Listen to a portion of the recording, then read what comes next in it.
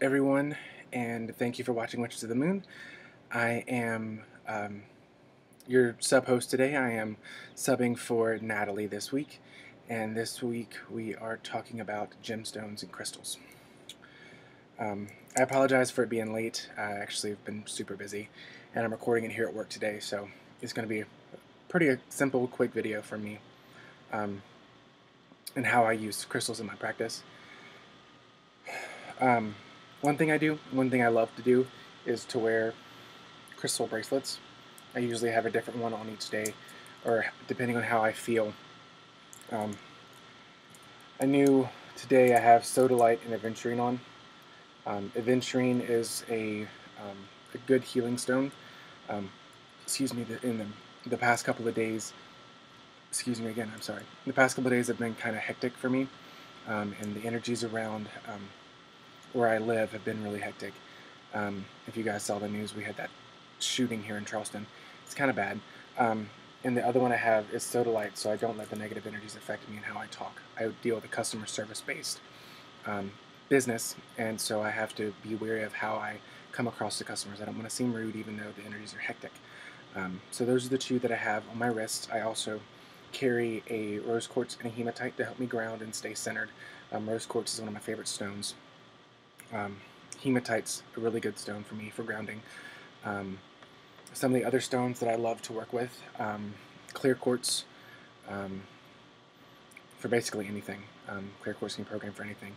Citrine for the abundance and the clarity, energizing qualities of citrine. I love working with citrine. Red jasper, I have pieces of red jasper. With my Merlin, I have a portion of my altar dedicated to Merlin, the wizard, the sage. I have red jasper with him because it represents the raw energy of nature and the raw energy of Merlin. So I put those with him, and I use those, and I connect with those when I want to connect with his archetype or his energy. Another good stone I love to use is amethyst, kind of to help me calm down if I'm stressed. I use it a lot for headaches too. Doesn't really work so well when you have a migraine. I mean, it takes some pressure off, but it doesn't really get rid of it. Another thing I use amethyst for is to help me sleep, and to open me up for doing like divinations and things like that. It kind of opens up all the chakras. So I use stones. I don't really do a lot of the fancy crystal grids.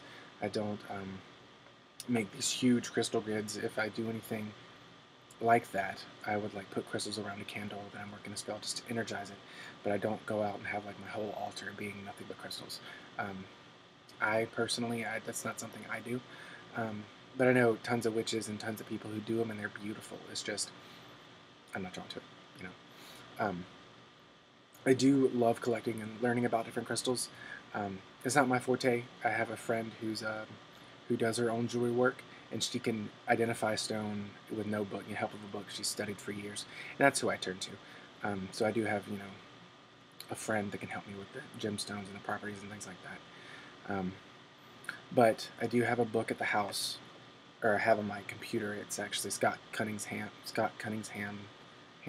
Gemstone and Metals book. I have an ebook on my computer now, so I referenced that a couple of times.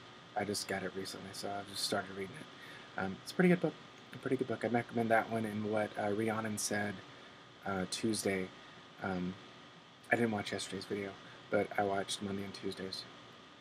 But Rhiannon said the Crystal Bible is also another really good book, and I've had a lot of friends who love that book as well. So that's really all for me today. I apologize for not having a more in-depth and detailed video. I'm scattered. But yeah, that is all for me today, and until next time, many blessings. And like always, if you have any comments or questions or concerns, please leave them down below in the comment section, and I'll try to answer them, or, I'll answer them when I can.